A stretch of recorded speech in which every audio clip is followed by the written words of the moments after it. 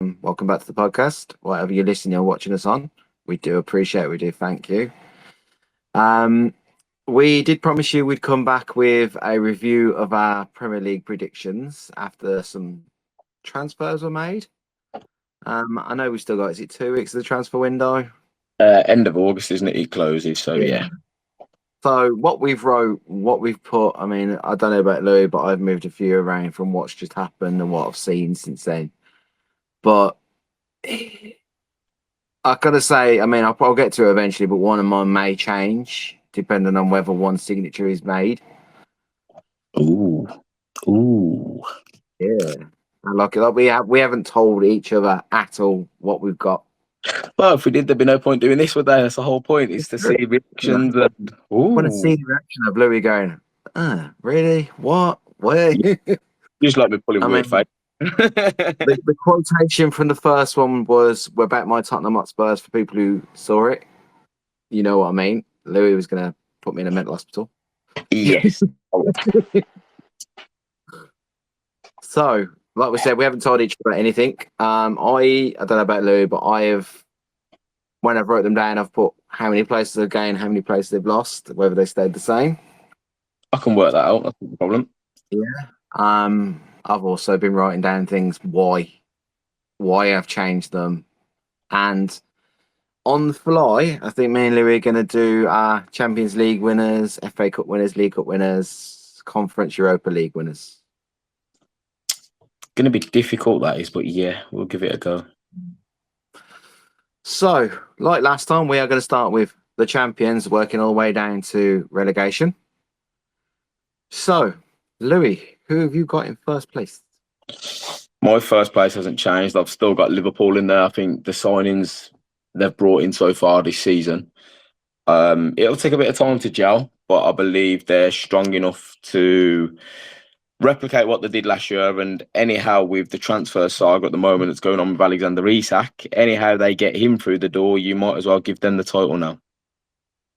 See, I've still got Liverpool at number one, but I'm not sure they're going to be as dominant as we were making out like 3-4 weeks ago. I mean, I saw them against Crystal Palace at the weekend, and Frimpong's goal, fluke, was it meant? Don't know, but they just looked frail. Their defensive looked a bit frail, to be honest with you. Alexander Isak, if they can get him in, great. And I believe they're looking at somebody from Real Madrid as well. Yeah, well, they've always looked shaky at the back, haven't they? But I think pre-season, like, no one bust the gut. Don't think they was at full potential in that game. They lost it. Fair play to Palace. Excellent game plan, executed well. But I think come the season where they know they've got a crown to defend, wanting to go better than Manchester United, now they're level on titles, I believe. I think you'll see a different Liverpool. Okay. Like I said, I still think they're going to win the Premier League because you look at their team, and like I said, I think the defense is the only frailty to me. I mean, Eketiah, he didn't look bad at the weekend. He just didn't look fantastic. Frimpong, we knew was going to be immensely great. Yeah. Which is why, as two Villa fans, we are really, really gutted we missed out on him last year. Very good. Yeah. Yeah. I mean, second place, I've got Arsenal. I've moved them up 2 places. Ow. Yeah. Oh. And do you know the reason? And it is literally one reason they're going to finish second now. Because they brought a number 9. Because they've got a striker. You know what? The keeper, they might need to sign a keeper for Raya. I get that. But They've I got think one. everywhere else, they are fine. They've got a keeper. Yeah, but David Raya. Sorry, No, Kepa. I think he's a good backup. He is a He's great backup, I'm not going to lie. number 1 in any of them teams in from 8th downwards. So he's definitely a great choice for second. Yeah. That's why I put them second, because now they've. I mean, people are saying, Gyökeres has done it in Portugal. Yes, he's done it in Portugal, but he might be able to do it in England. You know, if he gets, you don't think? See, No. Lewis Skelly got behind him, David Odegaard, you know, it's Louis Saka, Saka on the right. Who's Louis Saka? But the centre halves in the Portuguese league are nowhere near as physical or demanding as the Premier League, and that's what I think he'll struggle with. Okay. I just think, as a whole, you know, like I've spoken to an Arsenal fan before in the past, and she said it has to be this season. It has to be this season. Otherwise, But Arteta needs to go. I feel it's 2-3 seasons too late because yes, they've strengthened in one area in the number 9, which is what they needed. But all the teams around them, Liverpool, City, Chelsea, Villa, Spurs, Newcastle, Man U, they've all improved all over this. All in the last 3 years have improved in every single position. I agree with that. For Arsenal, Yeah. I would have had second, but Man City have been crying out for a left back for 2 years. They've bought one, and he's a good left back at that, Ryan Aït-Nouri. They've just got Shirky to replace De Bruyne. They don't weaken, they strengthen. I don't know. That's it's going to be tough between second, third, and fourth. I think. Yeah, I mean, I personally think Arsenal will make the semi-finals of the FA Cup this year. I think they'll have a good cup run. see, it's hard to pick cup runs because you don't know who they're going to get drawn against, and a lot of that depends on who they're drawn against. If they, let's say they draw a top team in round 3 or 4 and they go out, you sort of go, well, yeah, if they've had an easier run, they would have got to there. So you'd expect them to go deep into the competition. The top 4 in the Premier League, you would expect to go deep into that competition, especially the FA Cup. Yeah, but the FA Cup, mate, they always pull out one of the top 4 against each other in the early rounds. You look at round 3 last year, it was Arsenal, Man U. All right, Man U weren't a top 4 team, but technically they are. 100%. And that's what I mean. It's hard to call it, isn't it? But I get what you mean. They should be in that later stages of that cup tournament. They shouldn't be looking at an early exit anyway. Yeah. So who did you have second then? As you were like, no, not Arsenal. My second hasn't changed. I've still got Man City there. Okay.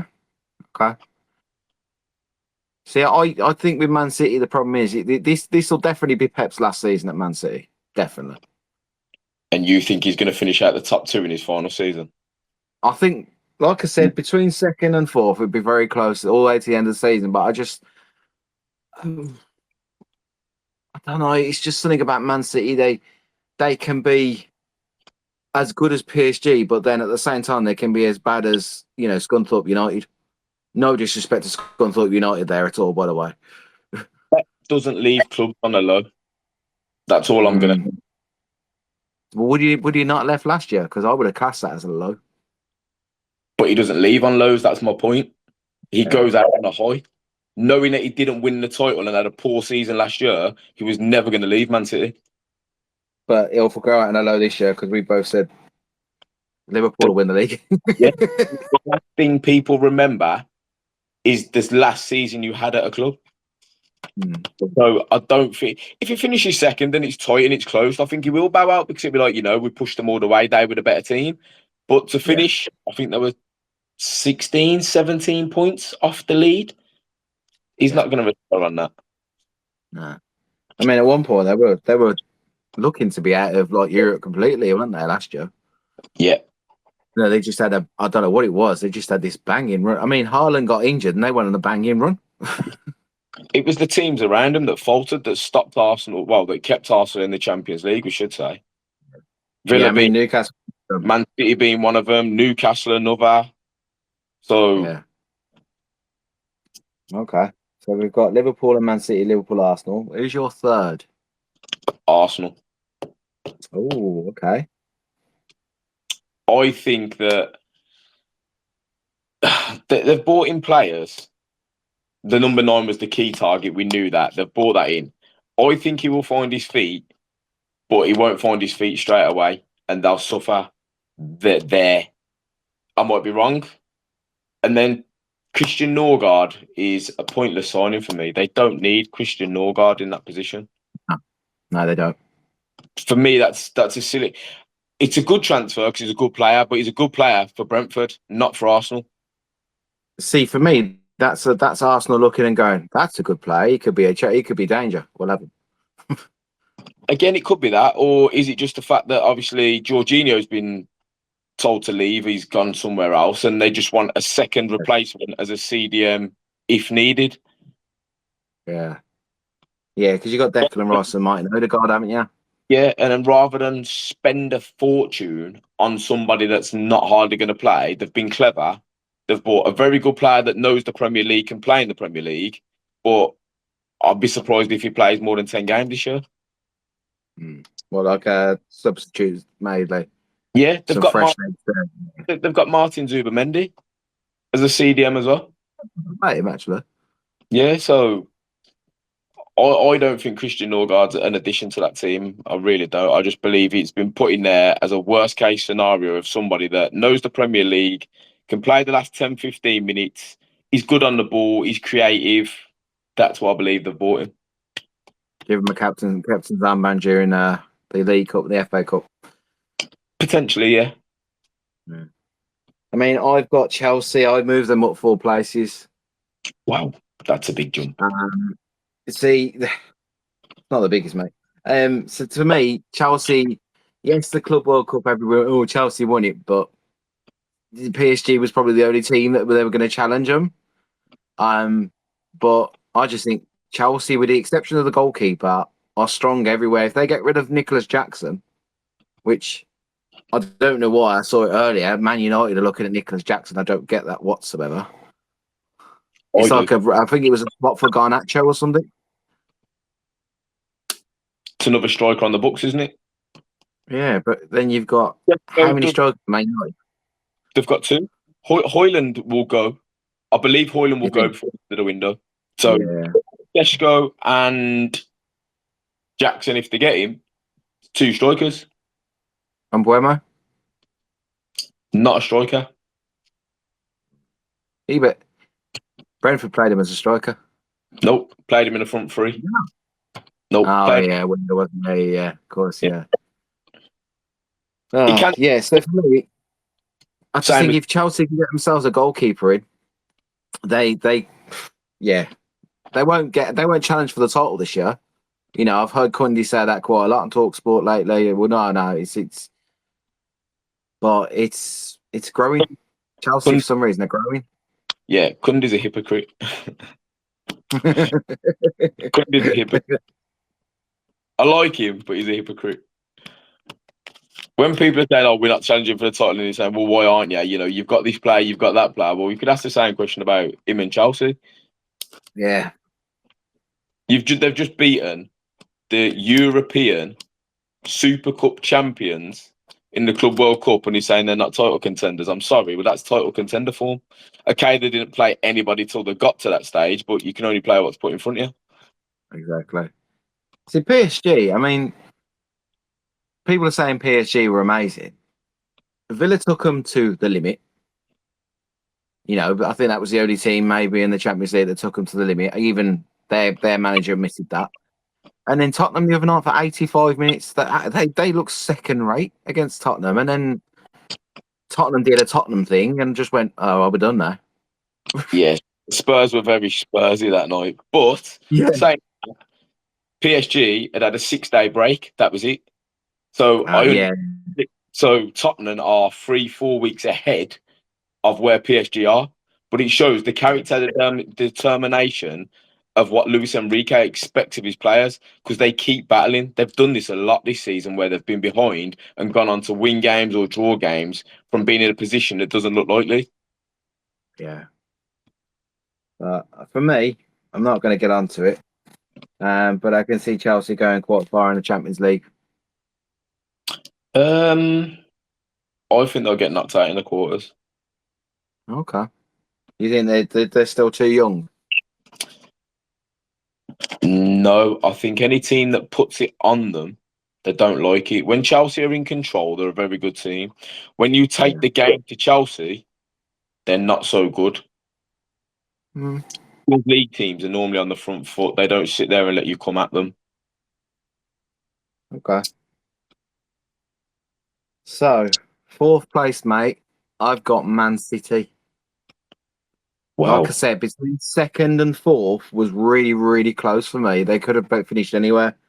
I mean, this piece of paper here is the fifth graft, and those three teams changed 3 times, 4 times. It's like everybody else practically stayed the same, but those were the three. You know, we all said you get to the middle of the table, you can never work out who goes where. Yeah. That was it for me. And I just think Man City will lose a stupid game against one of the lower teams in the Premier League, and it'll cost them. Or they'll go gung ho. Pep's last season, let's go and win the Champions League. Okay. You know, that, I'm not saying they're going to win the Champions League, but I'm saying that's, you know, oh well, you know, Liverpool are like 12 points ahead of us. Let's go and try and win the Champions League instead. Yeah, no, I get it. You know, and I think what's his name? The midfielder. I've just put him in my fantasy team. I can see he's got a really, really funky name. For who? Man City. Ryan Cherky. No, Doku. he was there. He was there last season, I think. Silvino. No, should have wrote his name down. Trying to think. Where's he play? He's just got midfield in the fantasy team. I've got him now. I can see him. He's right next to Eze in my fantasy team. He'll come to me later, mate. I was going to say, I'm a bit confused, that one. Rodri? No, it begins with S. I know it begins with S. Silvino? No. See it begin with S. Pass. Hold on. I'm gonna have a look now because I'm sure I sent you my team. No, you haven't sent me your team. Oh, sorry, it's not an S. Oh. Mamouche. Oh. Okay. You know, that guy begins with S called Mamouche. The only other one I was thinking of there was Tiani Reinders, because his name's spelled really weird. I forgot him, yeah. Yeah, but that, you know, that guy would be an S. That's a proper blooper, that, isn't it? That guy beginning with S, Mamouche. Yeah. Lewis is like, whatever, mate, what he did. It's been a long day. Been a long week, mate, not a long day. Nice. So who have you got in the fourth? I've got Chelsea still. Like I said, my top four haven't changed. Mm. I don't know why I've not changed them. I just think as I said to you before, I think those top four games where they play each other, those 6 games against each other are going to be crucial this year. And I just see Liverpool, Man City, Arsenal, and Chelsea in that order. I can't see anything else. Okay. Chelsea, I've literally only put down there because, okay, yeah, they've brought in João Pedro, Liam Delap. I think they're 2 great signings. Absolutely. Joe is so underrated. He's already proved that. Mm-hmm. Arsenal, I've got Chelsea fourth again. They could finish higher than that. I just don't think they will, because they had a bit of run towards the end of the season last year where, you know, we thought, wow, they're on title course here to challenge Liverpool for the title, and then they fell off. So yeah, experience is a lot, isn't it? And I think the 3 clubs above them are a lot more experienced than they are. Yeah, but, you know, I tell you, I think the reason I put Chelsea third, I know I did, but like I said, they could change. But one of my arguments earlier was Chelsea is such a young squad, but then I remember Alan Hansen saying you'll never win anything with kids, and then Man United went and won the league. Yeah. So it can be done.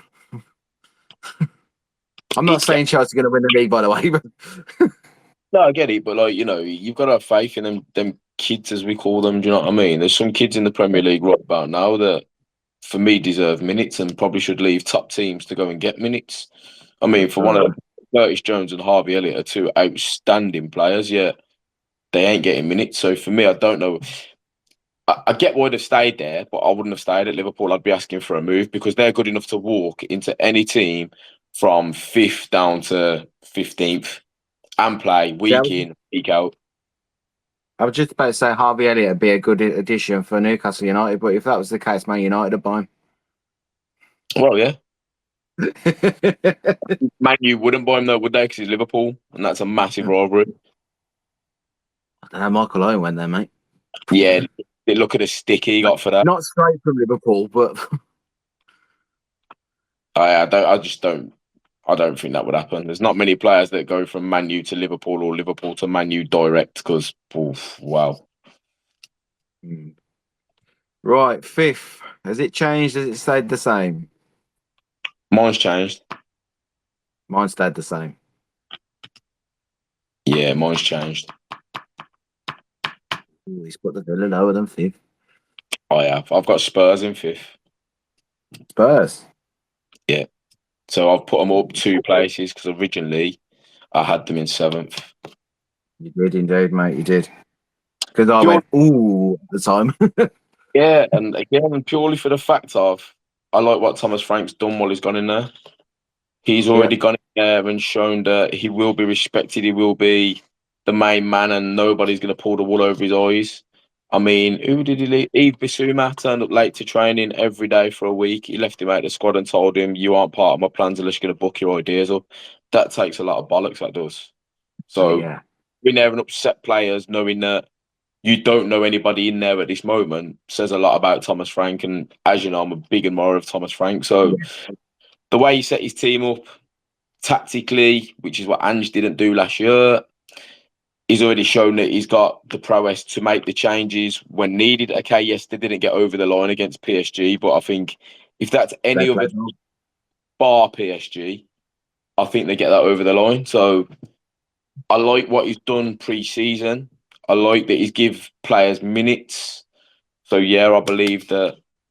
I think you'll see a surprise from them this year. I think they'll be up there. See, I've left Villa in 5th. And a lot of people can say yes because you're a Villa fan, it's your heart over your head. But the fact that they kept hold of, so far they've kept hold of Emmy, in goal. Yeah. That's a big one. Digne signed a new contract. Kamara signed a new contract. McGinn, I think, has signed a new contract. Keeping Watkins front, is at this present time, he's still an Aston Villa player. There's still talk of him going to Newcastle if, the Isak saga ever finishes. But, I mean, it's what happened today, mate. I mean, we spoke about, Jacob Ramsey going to Newcastle. And you said it's 45, was it 38 million could go up to 45 million? 39 up to 43. There's 4 million of add-ons. So yeah, I mean, it's a lot of money. I mean, I'm a big admirer of him, but I don't think he's worth that much. I think that's an underestimation of his value. I do. Really? Yeah, I really do. End of last season, Bayern Munich were after him for 60 million quid. Man United were after him for 60 million quid. So to sell him for 3, I reckon they probably could have got a bit more. I mean, the thing is now, it means that Villa can actually go. I mean, they've already signed that lad from Nice. Is it Nice? Lille? You know what I'm on about. Neat. Yeah, Evan Gesand. That's it. I mean, I actually watched a bit of YouTube of him the other day, and he looks decent, but I still don't think he'll push Watkins out of #1 striker yet. I don't think he's there to do that, though. I think if you look at Emery's plans last year, he was rotating his strikers, weren't he? Like 20 minutes to go, fresh legs. I think you'll find that with Gesand, or he'll find himself out on that left wing, which is where he seems to be comfortable. So it's another option. And then, we get a bit of money to spend. I mean, where do we need to spend it? Maybe mid. I don't even know. Another centre back. You think? Or Mings, Conser, Torres, and somebody else. Yeah, I don't want to see Kamara drop into that back four. I think he's wasted when he does that. Yes, he can play there. I think he's wasted. Yeah, I agree with you on that one. He's a great central defending midfielder. When he was in the team last season, I actually watched the Villa with a bit of calmness, I suppose is the word. Whereas no disrespect to, I mean, it was Leander Dodonka the year before, and every time when they got close to him, I went, oh, God. As I call him, the donkey, yeah. Okay.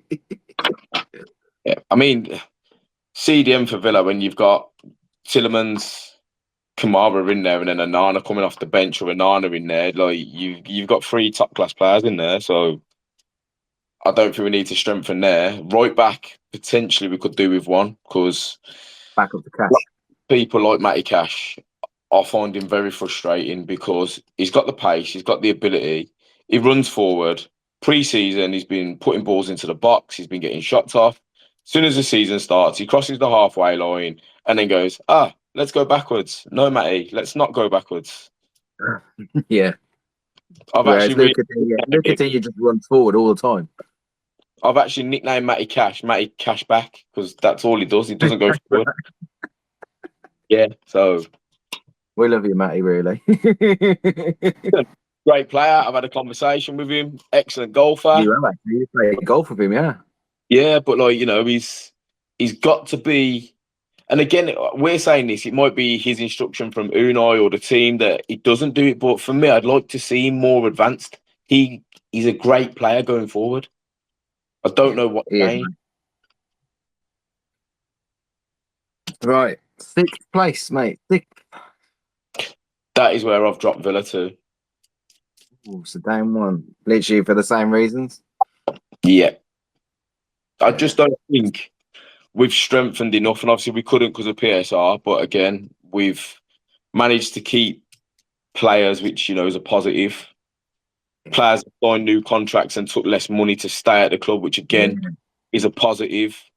For me, for me as a fan, it says a lot, because they're not just after money when they could go somewhere else and get more money. They believe in the project, they believe in the manager, they like the fans, they want to be at the club. So they've took. I think Luca Digne took like a 30 grand pay cut. Yeah, okay. I mean, from what I heard, they don't need the money. No, they don't need the money, but it's not the point. If you can get more money somewhere, us as people in the general world would go, if I'm working at Morrison's for £7-8 an hour and Audi offer me 10-11, I'm jumping to the 10-11. So you gotta take your hat off to him. You gotta give him that bit of credit. Yeah, from what I heard, and I understood from Sky Sports, was who was it? Somebody in the Bundesliga wanted him, and they were willing to offer like 32 million or something like that for him, willing to give him like 25 grand on top of what he was getting now, and he went, I'll stay for less. Yep. And it's because he loves the fans. He actually said it. I mean, you watch at the end of every match when they've got the tunnel cam. Yeah. And like everybody's walking past and all like that, and he's like, yeah, come on, like he just loves being at Villa Park. Huh? Another one. Another one, that's the one. Yeah. But no, like I say, like I like him as a player, I really do. And I think him and Matson, see again for me, down that left, we're struggling for a left-sided midfielder. I don't know why they're not playing Digne at left back and Matson at left mid, or Matson at left back and Digne at left mid, because to me it makes sense. They can cross over between each other. To me it makes sense, but for some reason we don't do that. Like I said, I had a conversation with Brian Little when I met him the once, and I said, who would you have out of the current squad that's in your 96 League Cup winning side? And he went, Luca Digne. He said, out of all of them, he said, I'd just have him. 100%. And I don't know why. I expected him to say a hell of a lot more, but when he just said Luca Digne, I was like, okay. And the fact he hates the fact that one of our owners says soccer. Yeah, well, we'll let him off when he's playing and getting us to where we need to be. So 6th place, mate. Down 3 places, I've got Newcastle United. Okay, yeah, understand that. So, the reason I've just put them down, mate, is because they've not signed nobody. Every time they've gone to sign somebody, like somebody's gone, we'll have him, we'll have him, we'll have him. I mean, there was a meme the other day of the Simpsons, and it's where the detective saying he's going to find Homer Simpson. He goes, well, I will buy somebody, and Homer goes, no, you won't. But it's got like Newcastle and Man United badge on over, and it's right, I think. See, I wrote down earlier losing Isak. They've lost him. Well, like You I said, said it to me the other day when you said, I will never play for you again. Yeah. They've lost him. he sold his house, he's packed his bags, and made it clear he won't play for them again. Which for me is a massive disrespect to the fans. For a team that Absolutely.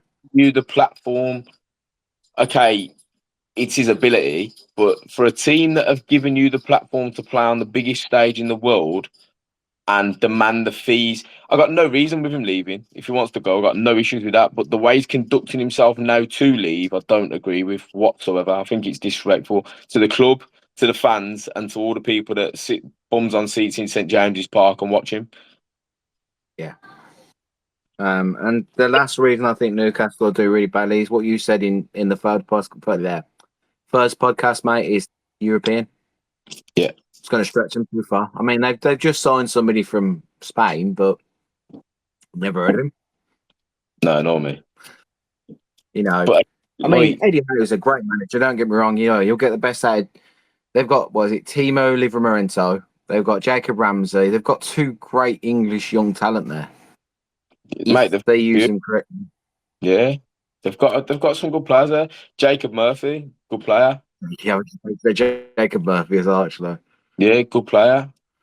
But like Eddie Howe is doing what Villa had to do with other managers, where you have to pull the purse strings in and manage with what you've got. And because they've achieved what they've got with the team they've got, people are looking, going, well, they don't need anything. They don't need. People don't underestimate how hard it is. Instead of playing 38 to 44 games a year with your cups if you do well, to then going to play 60, 70 games a year with Champions League or Europa League and doing well in those as well. So it's tough. It's demanding. Yeah, it's tough. But look at the Villa last year, mate. Yeah. Playing Wednesday and then playing Saturday, Wednesday, Saturday. Just It's difficult. And again, be no different this year. nah, I don't think it will be any different this year. I think they'll have a good cup run. I think it'll be the League Cup again. But I don't know about the Champions League, mate, when it comes to them. Like I say, Eddie Howe's going to want to compete on all four fronts, and he's not going to be one to shy away and say, oh, well, we're not really bothered about that competition. So they're in for a long season. They are in for. It's a lot of games for the Geordies, though. But they was in the Champions League 2 years ago, weren't they? Okay, it was slightly different. Yeah. They didn't make it through, but they've had a bit of experience, and I'm sure they beat PSG 4-1. In fact, I'm adamant they did, yeah. And again, Yes, they went they beat him at St James's Park and then only just lost at PSG. for France. Yeah, but like I say, they've had a bit of taste of it, and I think they'll do okay. I think they'll qualify. Not, Yeah, I think not they'll they'll qualify qualify. for the next round. They'll get into that playoff if need be, and they'll do what they need to get into the last 16. Yeah, I just think that'll be their step. Then they might get lucky and get into the quarters. Well, we did. Potentially. It just favours on the draw, doesn't it? The draw's the hardest thing there. Yeah, yeah. I mean, it's what is it? You play 5 matches or 6 matches in the group stages now. If you get, I don't know, Play a 8. nice few easy teams, Shamrock or something like that, but then all of a sudden it's like, oh no, you got PSG, you got Bayern, you got Brus. See, the new format's good for that because you can't do that. You can only be seeded in pots, and you play 2 teams from each pot. So technically, you do get a better draw. So you play I 8 mean, games. we got Juve and Bayern Munich last year. From Top tier, we had Bayern Munich and who else was it? the Juve. No, I think Juve were in pot 2. Trying to think who we had last year now. Pass. Yeah. But Right. Juventus. Hmm? I think it was Juventus. Yeah. Yeah, because there was rumours that Juventus were going to get kicked out of the Champions League yet last year for financial stuff, but they managed to stay in. Yeah. No. So 7th place in the Premier League. Do you want me to go for mine? Go on, because this is going to be your biggest jumper, I reckon. Plus 11 places, mate. Manchester United. Tottenham Hotspur. Tottenham. Yep. Tottenham would have been higher than 7th in my estimations, but like we said, Tottenham did the Tottenham thing in the last 5 minutes against PSG. But when I Yeah. saw them play Arsenal, they played really well. And when they saw them play PSG, they played really well. Min Song, losing him is going to be a big loss. Don't get me wrong. But I think Brennan Johnson will come out of his shell this year and he'll sort of pick up. Yeah, if he gets in the team. I think he will. Their son's gone, mate.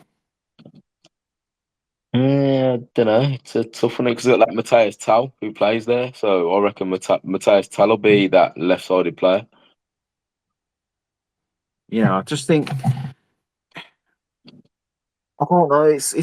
I mean, I look at the team and you're like, they've got a good player there. They've got a good player. They've got a good player there. And then you look at the striker and you're like, ooh, Timo Werner. Mm. I mean, I'm not too keen on the goalkeeper either. I'm not going to lie. See, I think Vicario's all right, but for me, I think Kaminsky's the better keeper personally. But obviously, I'm not Agree. with him, like, day in day out. So, but he would be my number one choice. I get he's only 21, but he would be my number one. He was the one they were playing during Europe last year, wasn't Yes.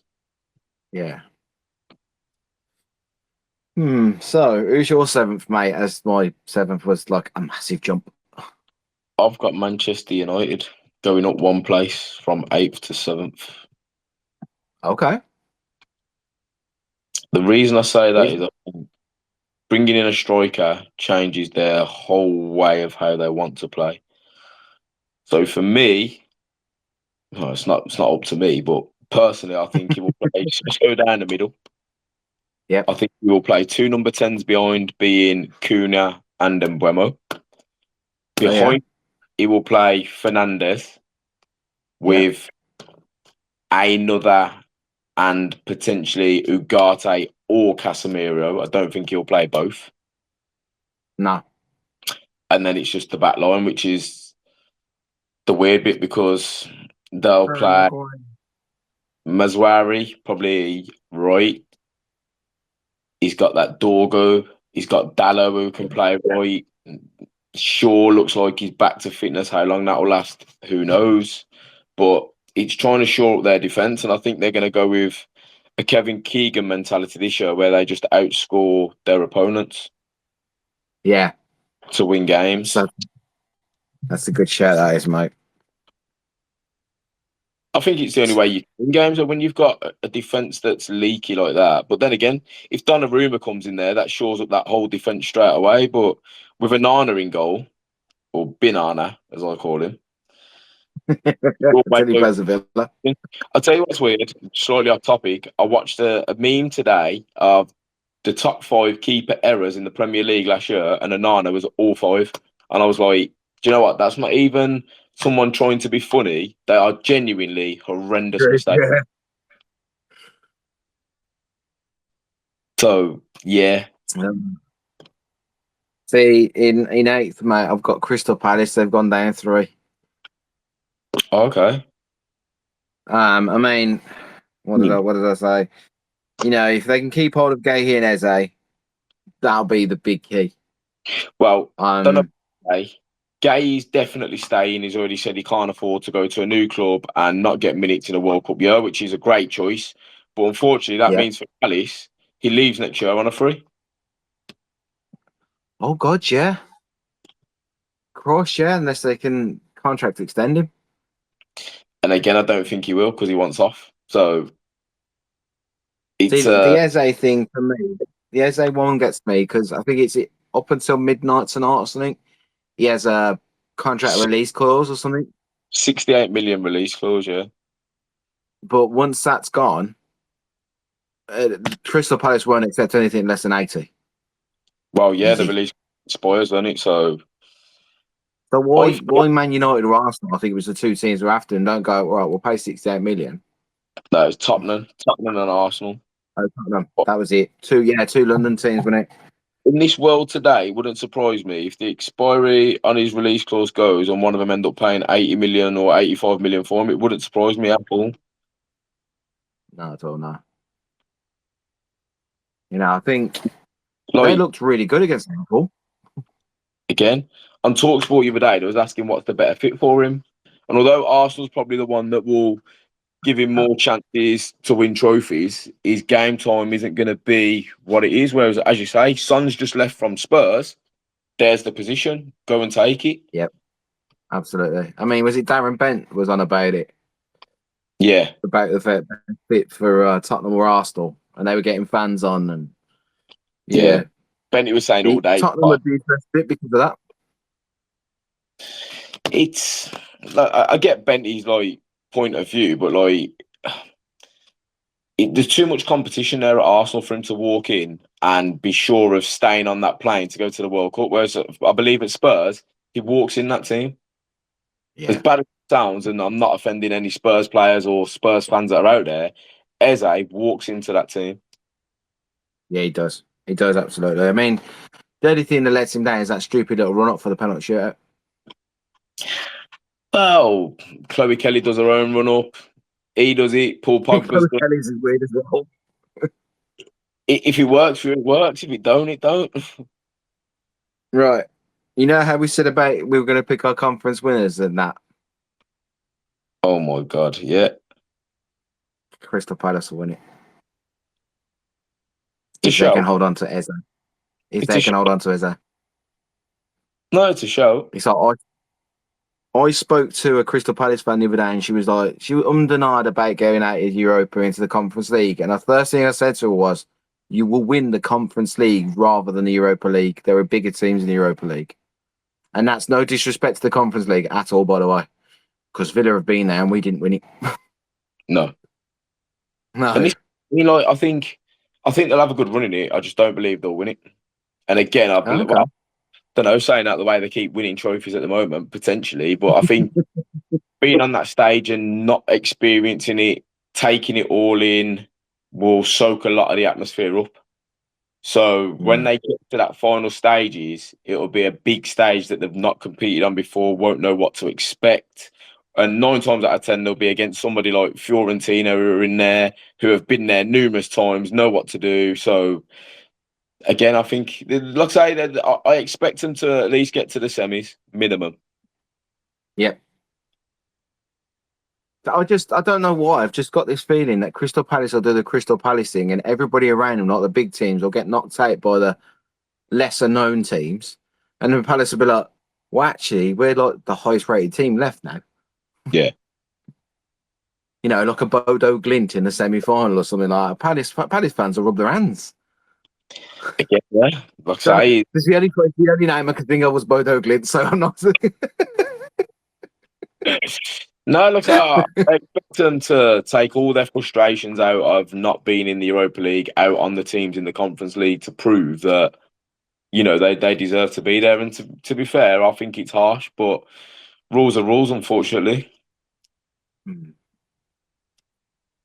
Right. 9th place, mate. I have my 8th. Oh, yeah, sorry. Who's your 8th? Do apologise. Going 2 spots, Newcastle. Pretty obvious, like you say. Losing Alexander Isak takes a massive chunk away from that team. Yeah. Don't know who's going to go in there to replace him, if they can get anybody. Callum Wilson. But they haven't even got Callum Wilson. He's gone. Man, they've lost him as well. And they can't have Dominic Calvert-Lewin. He's just gone as well to somebody else. And this is what I mean. So it's going to be tough for them, but it just means that potentially they might play Anthony Gordon down the middle. They may put Joe Linton back up there. Do you know what I mean? There's a few options, but Harvey Barnes. So I just don't see him being the same team without Isak. I really don't. It's a shame we're saying that because that we always said that one player doesn't make a team, but the way we're describing it, he does. I don't think he makes the team, but he has a massive impact on the team. And I think that's what you're going to lose. People knowing around that they had a team that was competitive, could compete, Eddie Howe's got to try and make them believe that they aren't weaker without Isak, which I'm sorry, there's nobody in the world buying that story. There just No. isn't. No, So, it's not. but yeah, No. that's tough one.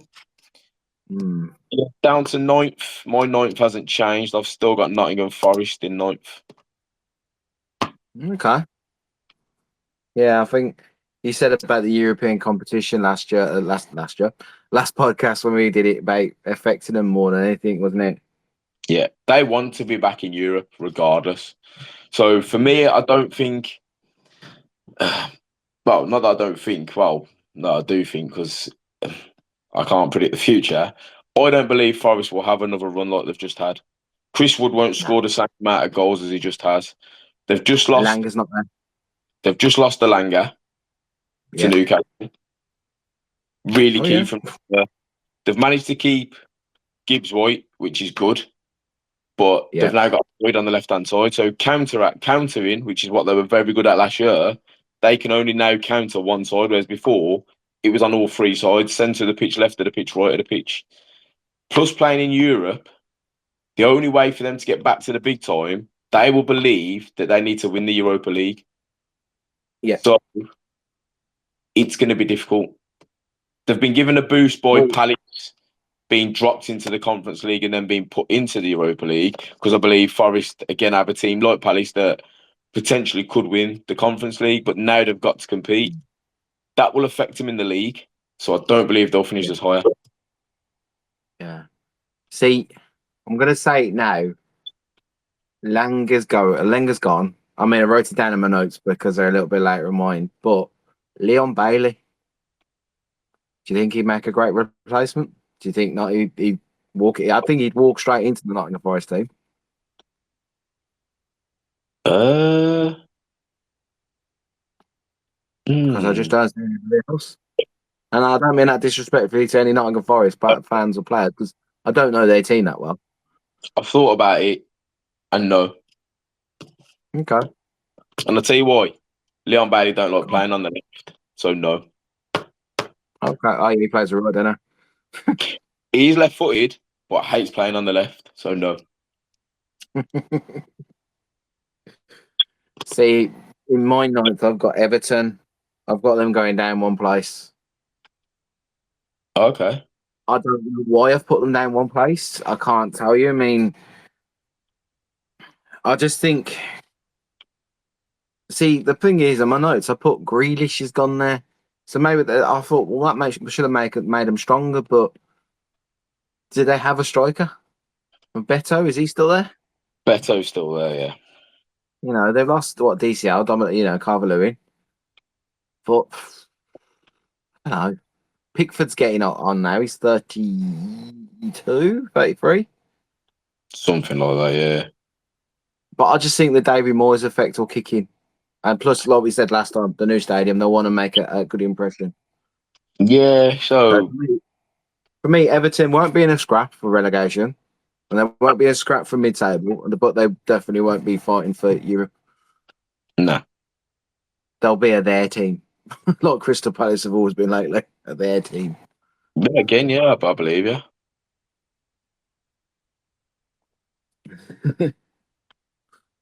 I'm Yeah, impressed I didn't get an argument. I was expecting an argument for that one. no, I don't think I can argue. I just can't because, like, you've got them in ninth. I've got Everton Yeah, in 10th, so it's thereabouts then, yeah. I had him in 10th on the last one. I've got him in 10th again. I don't see much changing. Grealish going there is a good, strong thing for them, and I'm glad that somebody's seen sense, whether that be Man City or whoever, to let Grealish go because it's a World Cup year. I'm not saying he's going to get in the team, but he No. has to play him regularly to even be considered to get in that team. So I'm glad that he's got the move, and David Moyes loves him. He will let him play with a free role, and it'd be nice to see the old Grealish back if he can find that It form. will be. It will be. You know, I mean, he's a stat come up on Facebook today. He's the third Aston Villa player to go to Man City and then to Everton on Yeah, loan, and then potentially join them permanent next year. yeah.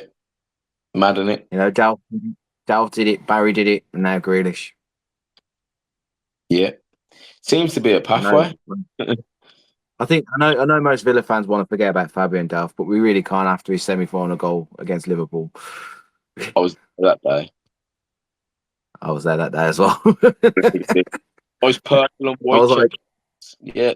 Benteke on the back of mine. Yeah. Mm. and then what happened? We got to the final and we got destroyed. Yeah, we got stuffed. As per usual in finals. We don't do well.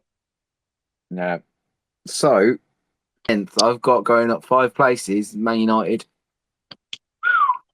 Okay. The reason I've not put them so high, well, I could put them higher. I'll give a reason why in a minute. But it's a building project for Amran. He's a good young manager. He needs the time. He needs the patience. The fans, I think, will give him the patience. Not sure about the board. But I he's think made some really good signings. Like you said, he's going for a tactic of just outscore how many goals you concede. I think that's the best thing he can do with the weak defence he's got. So And for me, Man United could be as high as 7th or 6th if they sign Donnarumma. again, that changes everything again, doesn't it? And that's the hardest thing. Because the problem, and do you know what? I said this to a guy the other day. Donnarumma seems to have been on a FIFA game since like 1918, yet he's only 24 years old. Yeah, well, he made his debut at 17, didn't he? So Yeah. His brother was the goalkeeper as well. It seems like he's been around forever. But Yeah. I believe he doesn't go to Man United. Ooh.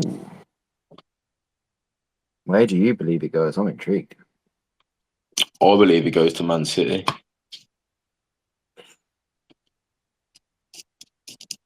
What? And Straight into the first team? straight in as number 1, and Edison goes to Saudi. Yeah. Everybody seems to be going to Saudi lately. He won 32. He's won everything there is to win at Man City. Mm. So, He's never get. Unfortunately, being a goalkeeper, he's never going to be considered for the Ballon d'Or. nope.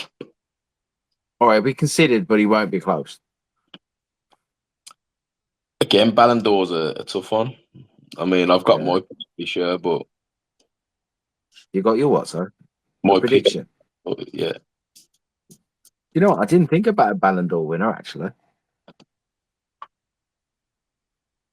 It's hard to pick a Ballon d'Or. You can only go on the season before, so it's always difficult. But for the season just gone, I think Ousmane Dembele from PSG. Good shout. Very good shout. Whether he wins it or not is different. But I mean, even his turn yesterday in the box and that ball he fires across to Goncalo Ramos is it's like a bullet out of a gun. Yeah, he didn't Dembele come from Barca or Real Madrid? Barca, yeah. £84 million Barca signed him for. That's because Barca were in trouble financial, weren't they? Well, they just flogged him. He didn't fit into their front three, didn't fit into their system. Obviously, he had Messi, Neymar, Suarez was all there with him. Offloaded him and seemed to give him that freedom, and he's now the main man at PSG. Yeah. Yeah, Dembele is probably a good shout, actually. I don't even know who else. Well, like you say, normally he goes to a Champions League winner, doesn't it? So it's going to be someone from PSG. Yeah. And I don't think there's anyone more influential this year for PSG than Ousmane Dembele. So, I mean, they've all got their part to play. They're all key players, but I do believe it'll be Ousmane Dembele. Yeah, I mean, I'd probably go, if I was to pick one, I'd go Hakimi.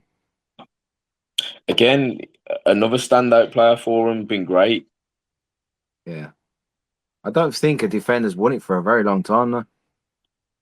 It's usually a striker. No, I don't think many defenders in the whole of history of Ballon d'Ors won it.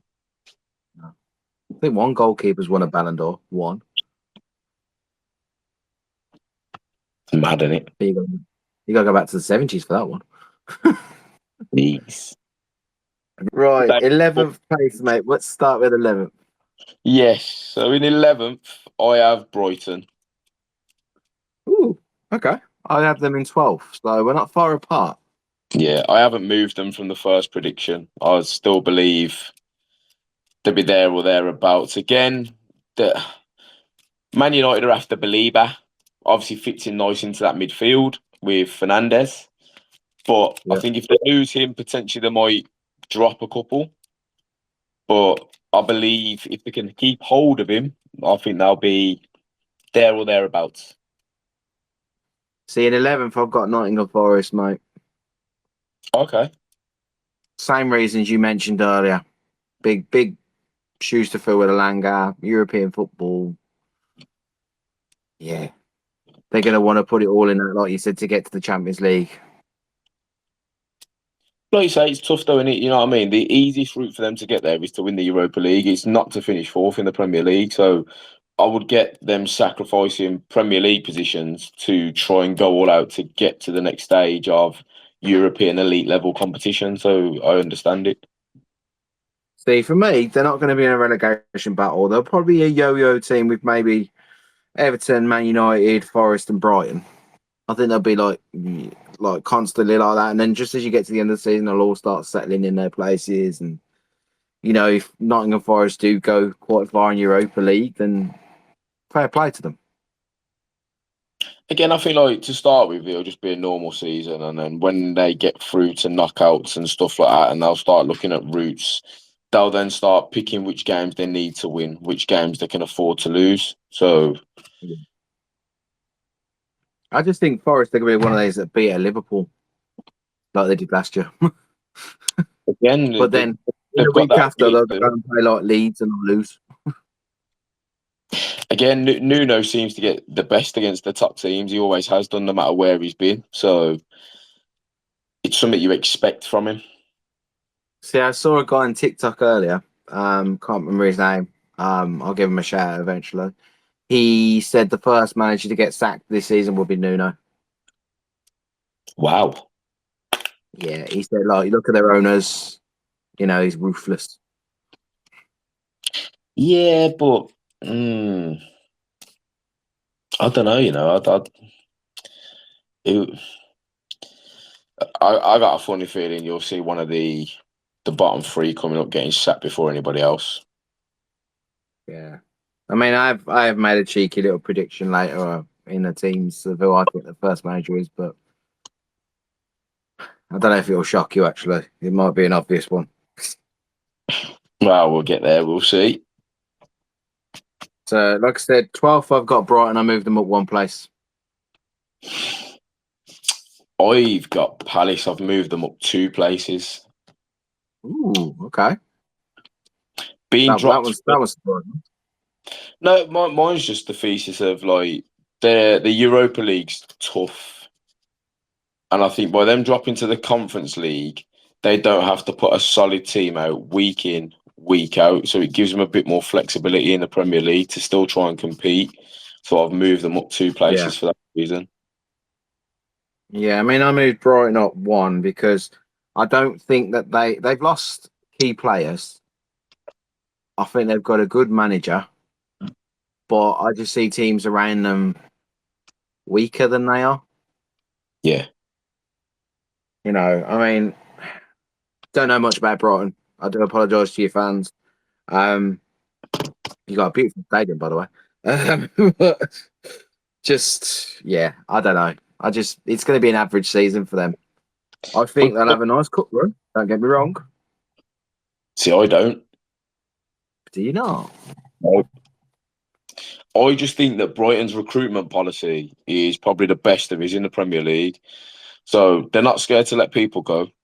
They're not scared to sell people for big money. And they just bring in somebody else that goes under the radar that nobody's ever seen that just fits into that team like he's been playing there for years. But Well, it's yeah, not Pedro. it's not taking them to that next level. And that's why I believe that'd be that mid-table-ish team. Yeah. So for me, 12th and 13th, the ones I put down I wrote them down, and when I was writing notes, I just put. I was trying to think what I could actually write for them. I was like, because they're there. Yeah. Mm. Again, Danny Welbeck had a good season last year for him. I don't think he'll have the same season this year. And again, that's another effect. I mean, João Pedro going to Chelsea is not really news to me because they didn't really play him much last year anyway. Maybe looking at it now, they probably should have. Yeah. It's whether Evan Ferguson steps up this year, mate. Evan Ferguson's on loan, mate, at Roma. Oh, good God. Have they got Matoma still? Yeah. Oh, there you go. I actually know one player of yours. I think I know the goalkeeper, actually. I think he's like one of those goalkeepers that doesn't stand out, but he's still really decent. Bart Verbruggen. Yeah. It's like, he's not an amazing keeper, but he is for you.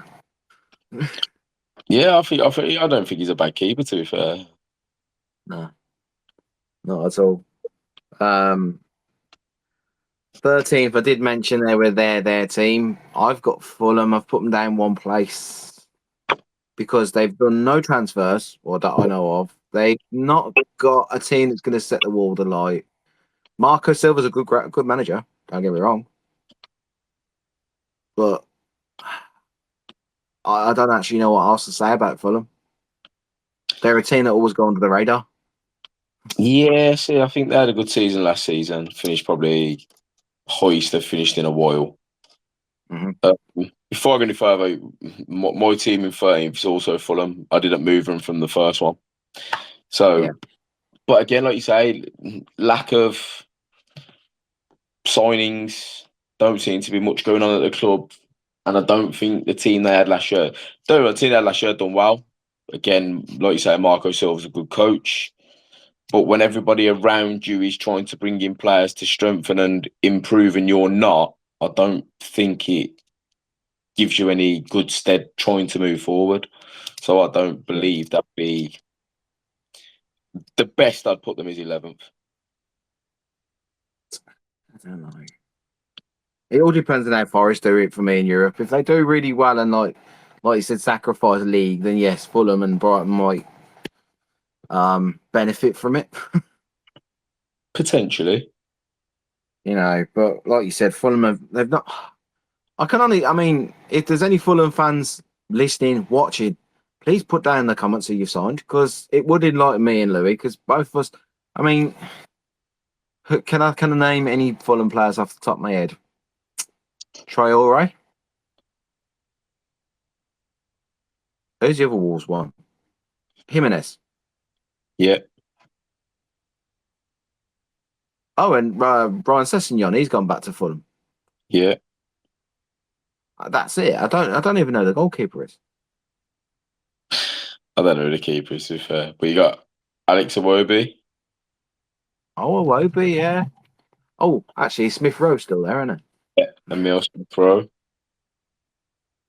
So Calvin Bassey. That's about it, though. Well, you did better than me, mate.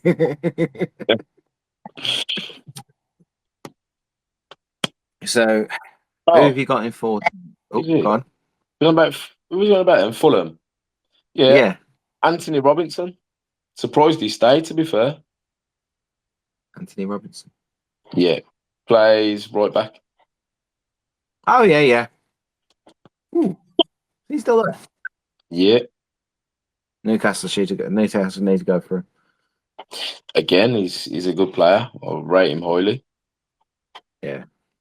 But is he just we rate him high because he's at a team where he looks good? Big fish, little pond. No disrespect for them. Yeah. That's all. It's one of those, isn't it? It might be comfortable under the manager. There's reasons why people stay at clubs. Yeah. It's like Adama Traore, though, isn't it? I thought he'd never leave Wolves. Waste of time, him. What, the big... The guy that's like I don't get football. And all these talks of years ago he doesn't lift weights. I'm sorry, you're talking out your backside. He was a skinny little thing when he was at Villa, though. I know, that's what I mean. He just grew up overnight, did he? Yeah, right. Yeah. He ate his porridge, mate, overnight. That's what it is. Clearly, yeah. Obviously worked. I just thought the wolf shirt. He was, he was like a medium, and he just had a small on instead. Oh, yeah, putting baby oil on your arms to stop people grabbing you. I mean, like, yeah, Is that why he did it? yeah, that's what he says. Oh, If you grab me, I always put baby oil on it, stops them grabbing. I get the theory, but like, come on. yeah, I just thought he was sweating before he got on the pitch. No, Do you realise he was baby oil? I'm gonna try and find it off air and send you. There's actually a video of the physio chucking like Johnson's baby oil out of the package straight onto his arms and him rubbing it in. Oh God, Anyone would he's like the think you're Rock then. building competition. Right. 14th, mate. Who have you gone for? I've relegated this team down 2 places, and that's Bournemouth. Bournemouth, yeah.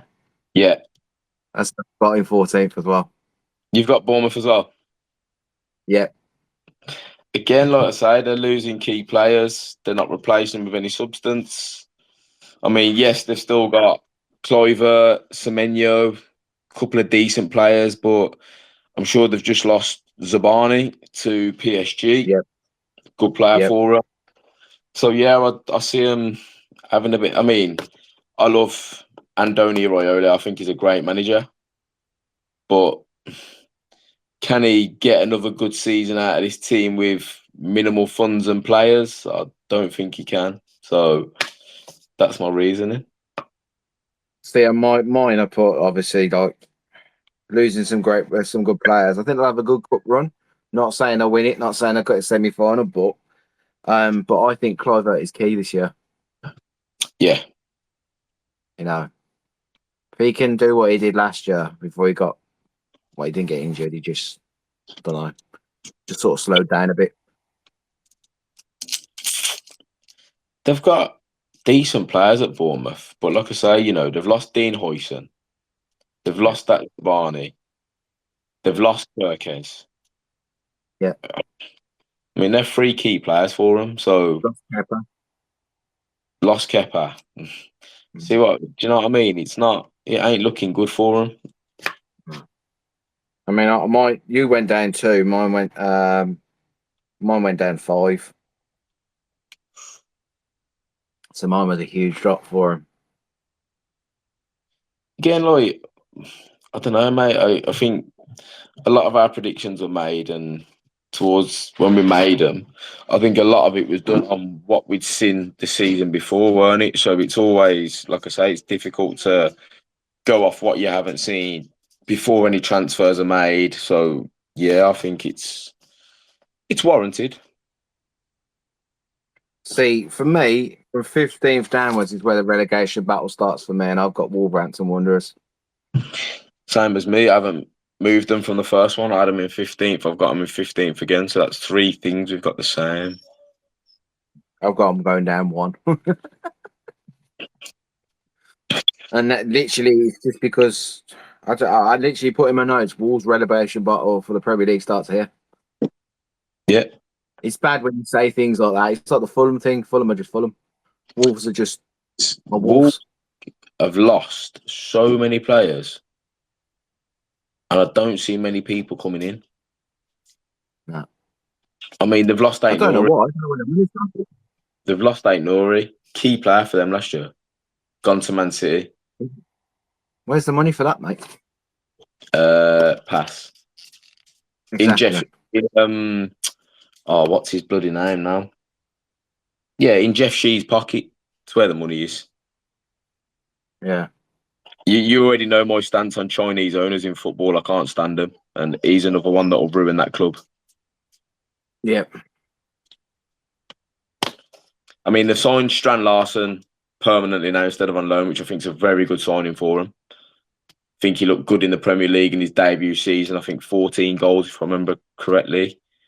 But yeah, he was a decent little player. So yeah, yeah. Because I remember you saying in the original podcast that you like Stan Larson. but you don't know why. I don't know. He just gives you something that's different. Like he's not afraid to put himself about. He knows where the net is. He's not scared to take a shot. Like I rate him. I rate him more than I rate Hoyland at Man United. So They've got Fabio Silva there, which is the guy I can remember last time that you helped me with, and I'm sure they've still got the Chinese or Korean kid there. Wanky Chan. Yeah, Twanky Chan. There was rumor that he was going to Blues though on loan. Oh, okay. Only a rumor, but That's where they all start, mate. Look at yeah, Jacob Ramsey. That was a rumor about 4 weeks ago at Newcastle. And yeah. That one's. Yeah, I don't want to talk about that one because that one's a bit weird for me. Like it hasn't upset me, but it's hurt me. I don't know how to explain it. I don't know what it is, but yeah. yeah, considering we're seeing he's one of our own. Yeah, I just don't know. Yeah. I mean, I wish him the best of luck at Newcastle. I do. Oh, 100%. I never wish anyone anything but the best. What's weird is the opening day of the season, he'll be back at Villa Park, and here we are. It's bam. Part of me hoping that his registration isn't sorted before Saturday so he doesn't play. Mm. Yeah. Yeah, that's it. I think we should have put a thing on the contract. Can't play Saturday. You never know. In a couple of years, it might be a buyback option. One of them stupid flipping clauses that Villa keep putting in all their deals. Villa Jean, Archer.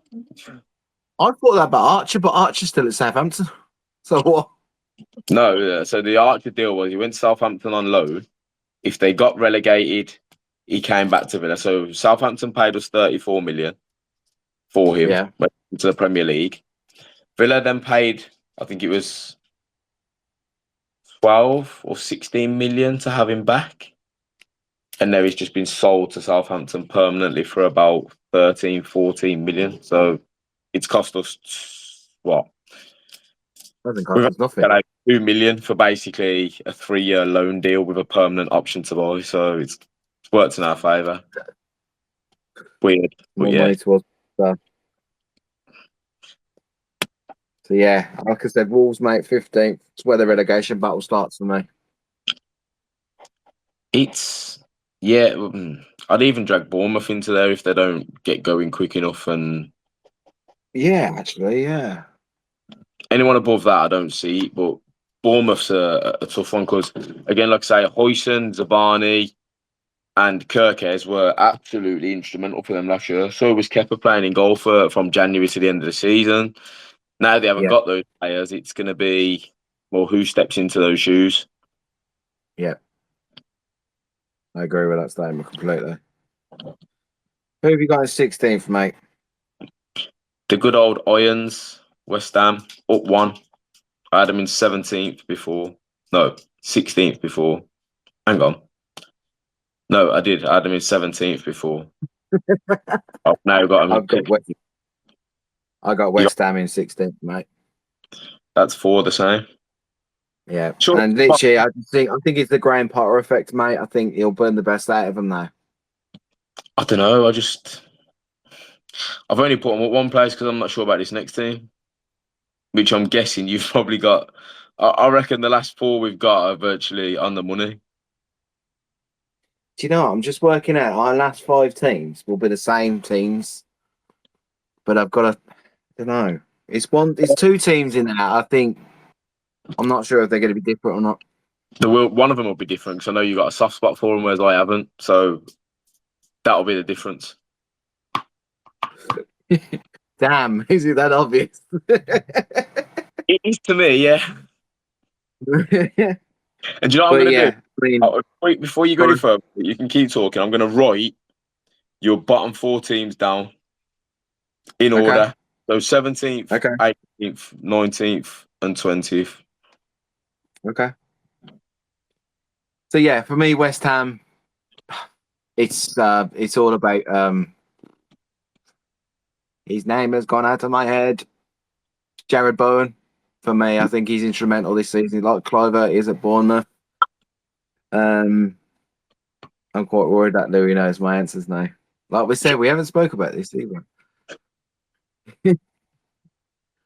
But if you know my bottom four, then mate, you know my relegation three are then.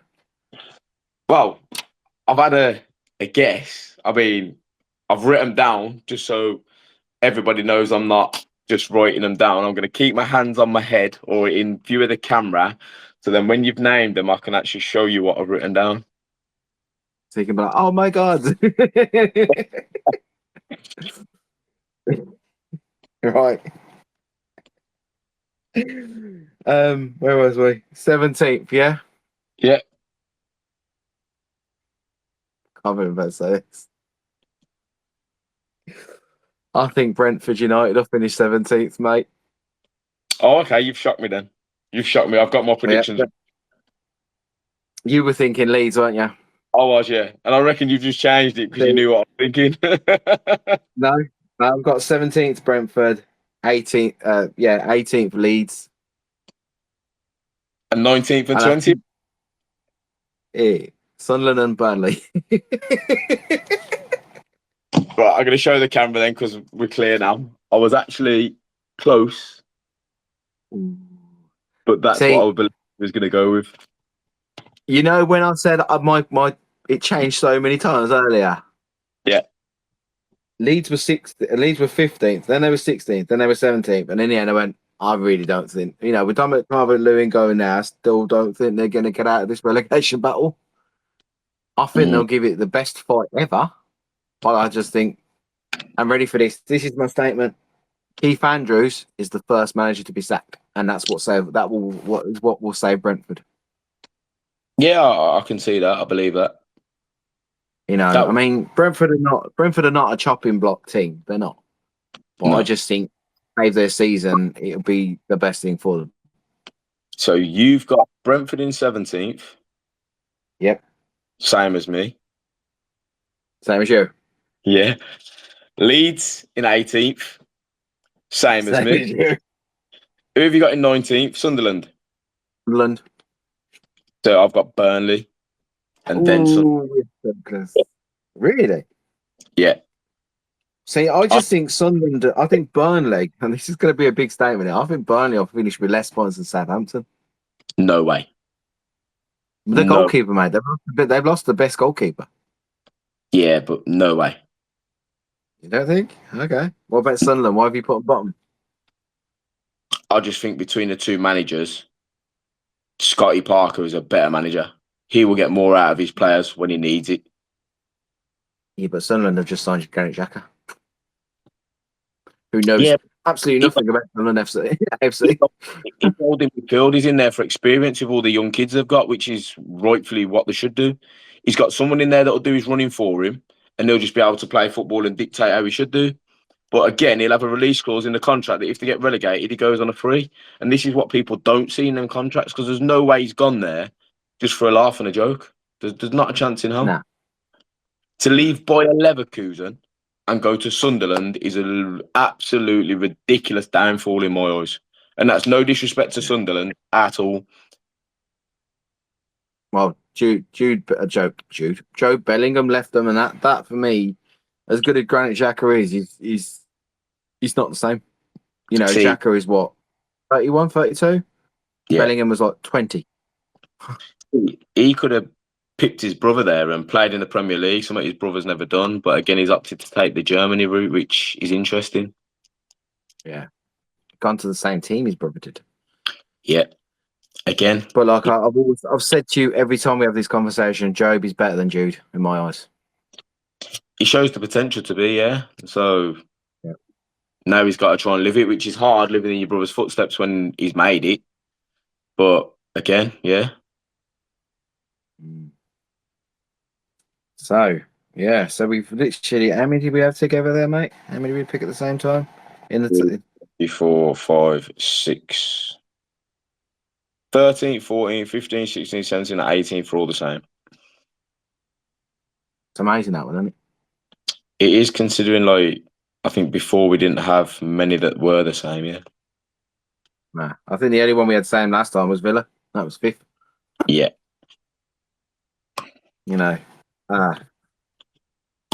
It's for me. It's a good laugh. It's a good. I mean, yeah. Like I said, the relegation battle starts with Wolves. That'll be the last team when you come to maybe the end of the season that you think, ooh, they could have gone down. Yeah. I mean, I don't know whether to say this little statement or not. But you can't say that and then But not say it. So now you've got to say it. Dean Smith back to Brentford. Mm. No. No. Do you No. not think that'll save their season? No. No. Don't undo the legacy that you've left there. No. Where is he? He's in America at the John. moment, isn't Yeah. he? FC shot. Yeah, Charlotte, yeah. Yeah, just I think Keith Andrews, like I said, I know Brentford aren't a chopping team. They know Watford and QPR, but I just think whether he walks and goes, oh, actually, you know, I love Brentford. I don't want them to go down, or whether the chairman goes, right, you're losing the fans now. You do need to leave. What I believe they've put him in there knowing that they'll just can't find anybody at the time being. So what they'll do is they'll put a feeler out there rather than doing it publicly and sounding out all these people and being rejected. So Keith Andrews, I believe, is only on an interim job and he'll be there until they find the next suitor. That's what I believe. Yeah. Which is clever Harry business. Redknapp, man. No. Harry Redknapp. No. No. What's his name? The one that he's been in Holloway. He's already at somewhere and he's at Swindon. Yeah, he is indeed, mate. He actually gave a statement with one of the fans. He was having a go at his fans, what isn't it? He was what, sorry? He was having a go at the fans when he also like that. Weren't all the fans, the one fan that was throwing stuff at the players, he says, I hope that fan's found and kicked out for life because that's not what I want my club to be remembered for. I don't want my players or my fans all being tarnished with the brush because it's absolutely disgraceful. And he absolutely lost his shit with it. And rightfully so, fair play to him. Yeah. Nice to see a manager do that. And I'm glad he didn't get any repercussions for it either. 100%. Right. Champions League predictions. Who do you think will win? Real Madrid. See, I've got the final here. I couldn't pick who would win it. I put Chelsea PSG final. No way. Chelsea. I just think they'll leak their way to the final. By hook or by crook. And I'm going to say PSG to win. You can't do that in the Champions League. You can't sleep your way to the final. That's the problem. I mean, look at the last 8 when we were there. Every team there was capable of winning it, so you can't sleep your way to it. It's not like the Conference League where they literally could have put out their C team and won it without even thinking about it. Yeah. So, yeah, I'm going to say PSG win it again. 2 years running. Ooh, it's a bold statement, but I don't believe it. I don't even believe it. When it comes to the English team, Arsenal quarterfinals, Newcastle knockouts. I don't believe PSG make the final either. Ooh. That's... I don't know. I don't know if that shocked me or not, actually. After the season that's just started, it will shock a lot of people, but I just don't think they can replicate what they've just done for another season. I don't see it. You know, I didn't see the final going the way it did with Inter Milan and getting absolutely battered, but again, Inter Milan, like they've been in 2, 3 finals now recently, not won either of them. No. But I put champion to play in a final. To me, like you want to be there, you want to do everything you can to win. To be slapped 5-0, and don't get me wrong, PSG looked every bit of that 5-0 convincing. That is the worst scoreline in Champions League history. Like that's not a stat you want. No, is it? I mean, I can tell you a stat of the worst Champions League final in the last 20 years: Liverpool Tottenham. Yeah. You know, I watched that one and it's like I wish I hadn't. Laureus Karius. Oh, Jesus Christ. Against Real Madrid. Yeah. Liverpool fans will be like, we want to forget who that was. Yeah.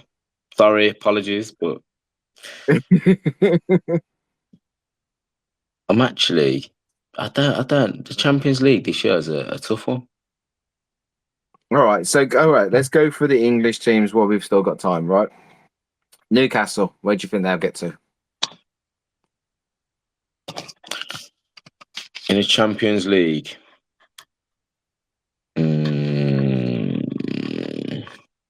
I'm gonna say last 8. Ooh, wow. Steve, for me, Newcastle make the quarterfinals. So 16. It should be the last game. Yeah, 16, sorry, yeah. Tottenham. Champions League. I didn't think I'd be saying that at the beginning of last season. No, not me. I didn't even doing that whole of last season. I'm gonna go last 16. See, I think there'll be, is it the round of 32 after the knockouts? Yeah. Yep, I think they're Arsenal. Uh,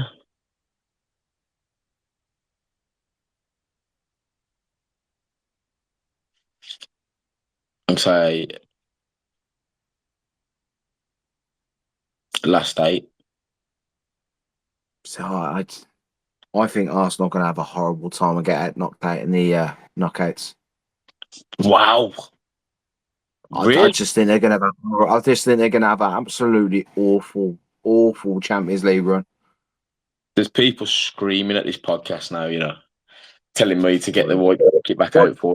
Because I'm I've sorry, already upset the fans. Chance. Let's start with the Arsenal fans. There is no chance in hell that they don't make it through. I'm sorry. Out of 32 teams, you're telling me they don't make the 24. No, I think they'll make not the top half. I think they'll make the next bit to go to the knockouts to get through to the round of 32. Yeah, that's what I mean. From 9th to 25th. Yeah. I think they'll get through there and then they'll pull somebody stupid out like Bayern Munich or Borussia Dortmund or something like that and be like, Wow. somebody who put one hell of a performance through just to get through to the round of 32. So, I don't know. I mean, I could be completely wrong and Arsenal pull out a performance like they did against Real Madrid last season. Do you know what? Just thinking about what you said there, there is no last 32, is there anymore? Because there's 32 teams to start with. Oh, okay. All right, so round after that one. It's basically the last 16. Yeah, last 16 then. So you think Arsenal will get through to that last 16 or they'll get knocked out? I think they'll get knocked out. Like I said, they'll pull out one of the better teams that are in that. Can we just go back a second here? This is a team that you've got finishing second in the Premier League, but think they're going to get knocked out in the Champions League. I think that's why they'll do well in the Premier League because they'll focus on that. Okay, it makes sense, but I can't. I'm not having that. I'm not having that. Louis is going to laugh at me at the end of the season, saying we'll be like, "I told you they wouldn't get knocked out there." Probably on Arsenal Fan TV, if you're listening to this, I hope you give Glenn some. I'll take it. I don't mind. I love watching Arsenal TV. I think they're brilliant. That is mental. Who else have we got in the Champions League? Chelsea. I said they're going to make the final. Man City. Man City. I think Man City will make the quarters. So last 8. Don't know why. I just don't know. I mean, if it is Pep's last season and he knows he's not going to beat Liverpool, I hope he pushes it all the way to the final. But I think they'll be in a semi. Okay. Yeah. At this present time, we've got a lot of English teams there. Well, there's 6, aren't they, in the Champions League this year? Yeah. Liverpool, Arsenal, Chelsea, Tottenham, Newcastle. Arsenal. Well, yeah. I know. Oh, sorry, Arsenal. Chelsea. What about Chelsea then? What do you think about them? So I said they're going to make the final, didn't I, against PSG? Oh wow, yeah, you did. I forgot about that. Shock TV, guys. I'm interested to see where you've put Liverpool in this. Semi-final. So you reckon they lose to who? PSG. Oh, okay. Mm. Yeah, they've lost to PSG already last season. I just think he's going to come back to haunt them again. Mm. That's okay. And I don't know why. I just got this feeling that Chelsea beat Man City in the other semi. So yes, I'm going to put Man City in the semis. Yeah, see, you've changed your mind there. Then not last 8 for Man City. Nah, I think they will do semis actually because it's being potentially Pep's last hurrah. So in those there, obviously we've got Man City and Liverpool both in the semis. Mm-hmm. But you've also got Chelsea getting to a final, which means that's Man City, Chelsea, and Liverpool all in a semi with yourself. Yeah. It'll be interesting over the season. No Arsenal in there though. Mm. Mm. Might as well pack the pig's flying. might as well pack the bags and go home now. The way you've got them, Jesus. Where was you putting Liverpool and Chelsea? I've got Liverpool in a semi, and I got Chelsea in the last 8. Okay. Yeah. Right, Europa League, mate. I think we've only technically got 2 English teams in there, haven't we? Yeah, Villa and Forest. Yeah, 2, yeah. And then obviously you got Palace in the conference. So I already said I think Crystal Palace will win the Conference League. I'm gonna go semis. Okay, it's a nice run for them. Yeah, I believe they'll do well in it. I just don't know if they can win it. Do you think they'll do the Villa syndrome and get to there and go, I don't know what to do now? Potentially. Right, what about Europa, mate? Right, Villa fan. Villa fan's a Villa fan. Where are you putting them?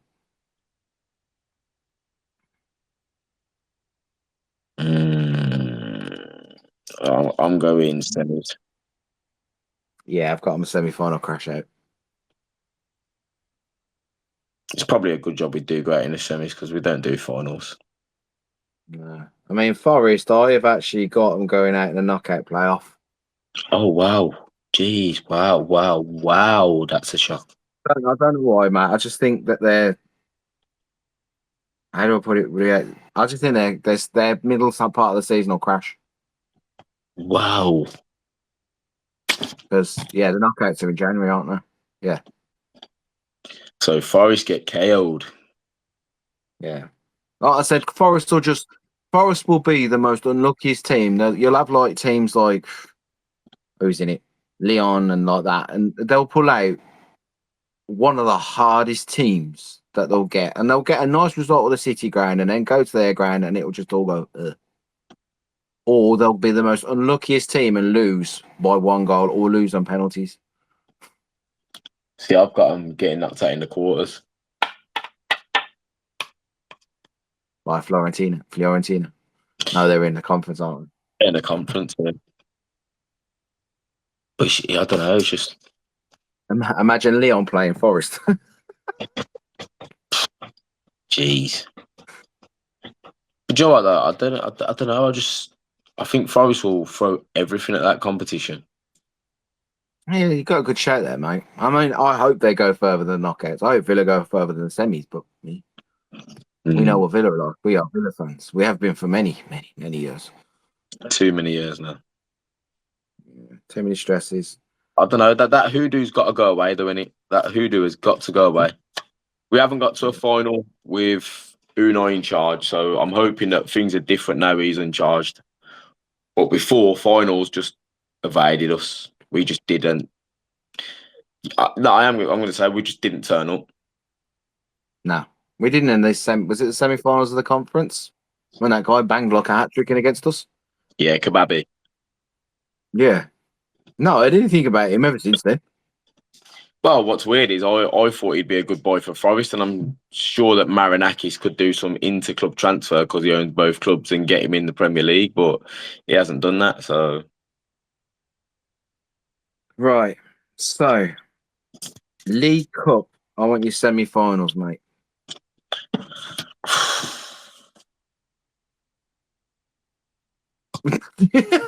Luke's like, oh god, no. How many teams are in the League Cup? League Cup. I'm gonna go Liverpool,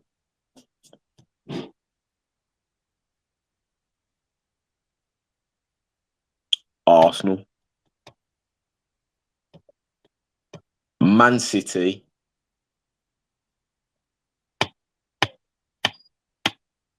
and Man United. Hey, at least we got one. My semi-final will be Man United, Newcastle, Crystal Palace, Aston Villa. Wow. And being Aston Villa, they're going to be like, oh, it's Crystal Palace. We can't play against them. Yeah, see you later. Out we go. Thank you. Cheers for coming. I've got a Man U Palace final. That's what I'm thinking. In the League Cup, yeah? I mean, I'm thinking Newcastle get to the semis. They're not, like you said, the Euro Champions League. They're going to be like, we want to win this. And they'll sacrifice the League Cup. Potentially. And like I said, Villa just do what Villa do against the Crystal Palace. We'll probably beat them at Villa Park, then go to Sellers Park and get absolutely railed. Yeah, we don't seem to be. We've won 1 in 10 against them, so I don't fancy that title. Yeah, I'm kind of glad Crystal Palace are in a conference.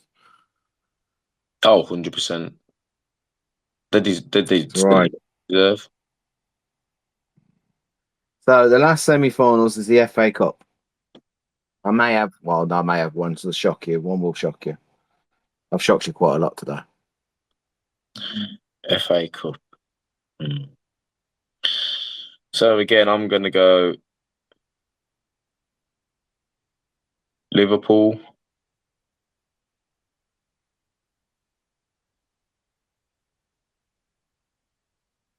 Arsenal, Mm-hmm. Chelsea, Mm-hmm. and Spurs. Okay. So we've both gone for Arsenal in the FA Cup. So I've gone Arsenal, Fulham, Bournemouth, and Birmingham City.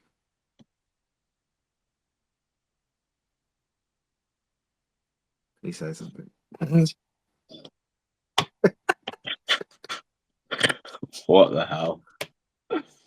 I don't know. I think Arsenal win it. Wait there. Can you just name them again? Arsenal. I've got to write this down. Arsenal, Fulham, Arsenal, Fulham, Bournemouth, and Blues.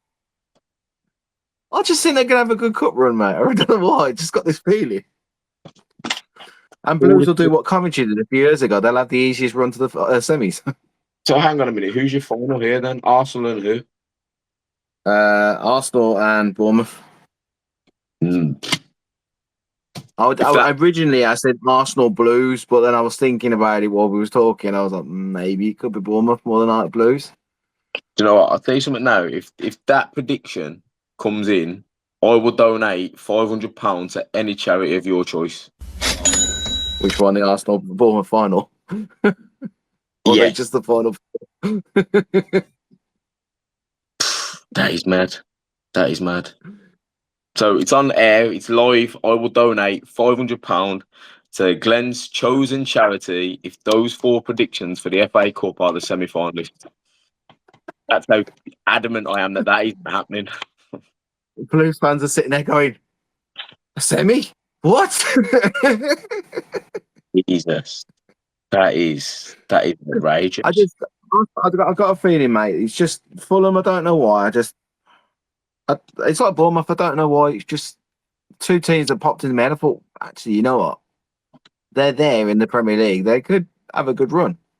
Arsenal are really going to have a good run, I think. Like I said, Champions League, they'll go out early. Boom. They've got the rest of the season. And I just think Blues will be like Coventry were a few years back. They'll have the easiest run to the semi final. They're going to draw the I Villa mean, this year. Blues. I got this funny feeling, yeah. I don't say that. I've just said they're going to have the easiest run to the final, the semi final. That was in the FA Cup. You didn't mention the League Cup. I just said A Cup. Oh, okay. I just got that feeling. Oh, man, that'd be awesome, wouldn't it? It would, providing Villa don't lose. Yeah.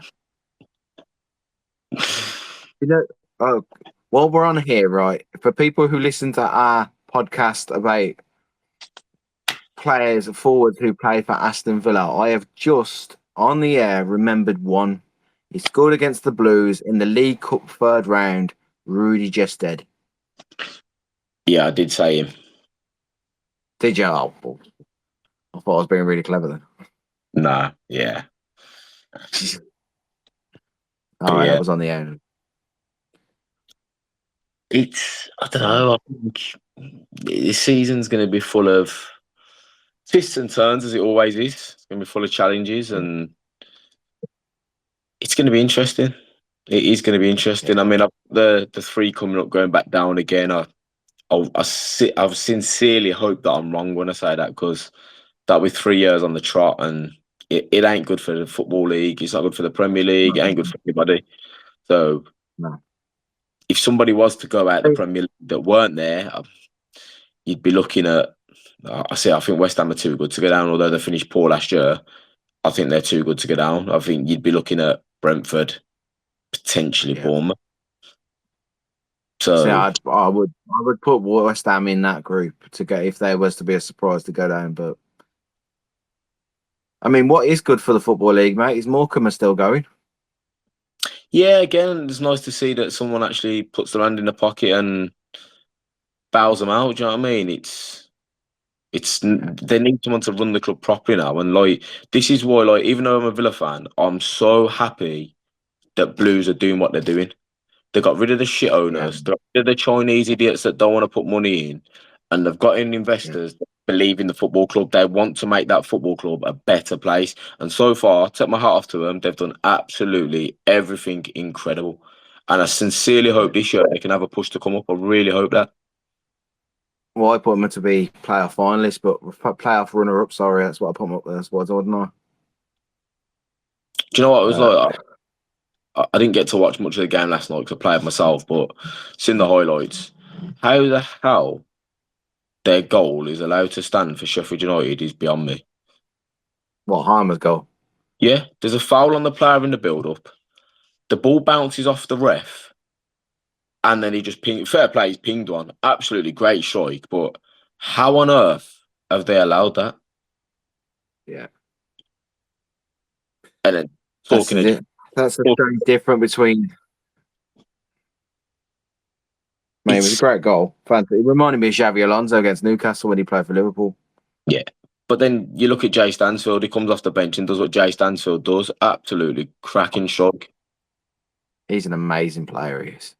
But again, like I don't mean today, people are like, "Oh yeah, he's better than Ollie Watkins." I'm sorry, like, and I'm not just saying this because I'm a Villa fan. I don't believe he's better than Ollie Watkins. He's got potential to be better than Ollie Watkins, but he's not better than Ollie Watkins. Not yet. Fantastic player. No. All the potential, got the world at his feet. Blues are going to have a hard time trying to keep him if he keeps performing the way he has done. Absolutely. You know, January will be a hard time for Blues, I think, when it comes to Stansfield.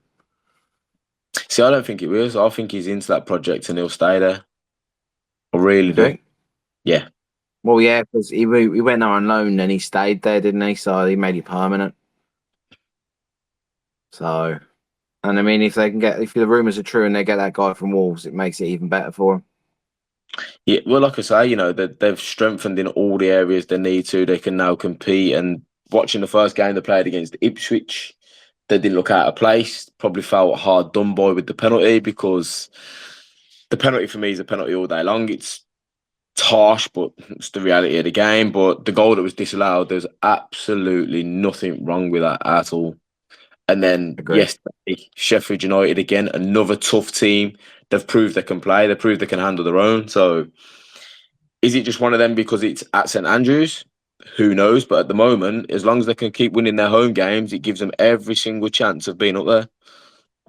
Yeah. I mean, a guy on YouTube I watch, what's his name? Amiga Luke, he sits there with his dad and they talk about football as well. And he said, as long as you win your home games, that's all you need. Well, you need more, but as long as you win your home games, you're on a winner. Well, technically, in the Championship, they're playing, 24 games a year at home, 23 Yeah. games a year. If you can win 23, 23. that's 66 points. That's enough for Yeah. playoffs. You don't have to do nothing else. Yeah. That's it. So, But I can't believe for about 3.5, 4 minutes there, mate, we have just praised the Blues. well, like you say, Wow. we're fans, but we are 6 minutes, I actually put them in the credit has 6 to. minutes, I put them in a semi-final of the FA Cup. Yeah. But no, like I say, credit has to be given where it's given. Do you know what I mean? When it's due, you give it. When the criticism's also due, you have to give that. So at the moment, fair play to them. Give them all the props they're getting Yeah. and make it continue. Yeah, absolutely. So, guys, that was our final prediction. Yeah. Now that the season starts tomorrow night, I might have a chat with Louis about potentially doing a quick prediction for scores every week. I don't know if we're going to be able to do that with both our schedules, but Could have a try. it's worth it. Yeah, I mean, you guys haven't. If you haven't tried join the Fantasy Premier League yet, go ahead, have a go, have a good laugh. I mean, I took Isak out of my team about 5 hours ago because I was like, even if he doesn't leave Newcastle, he's still not going to play for him. Yeah, that's a difficult one, that is. Yeah. So, but yes, guys, we do love that. We'd literally love that you watch, listen, communicate with us. It's just brilliant. Yeah, no, like I say, we appreciate your time. We appreciate your feedback. So, yeah, we need some comments down below in the Yep. sections, so we can actually have something to talk about on air that's coming from you guys rather than just what we want to talk about. So I have tried to get a couple of people on. Hopefully have some exciting news next week in regards to two boxers potentially. One's an ex-pro, one's an up-and-comer.